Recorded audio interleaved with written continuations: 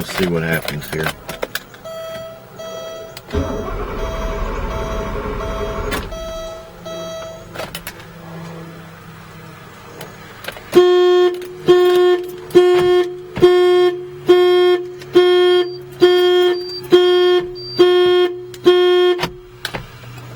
Have to use a keyless entry to lock and unlock the doors to turn the alarm off.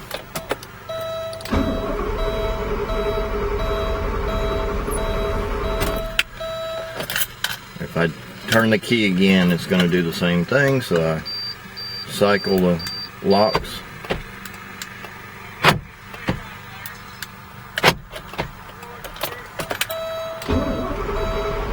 There's the lines.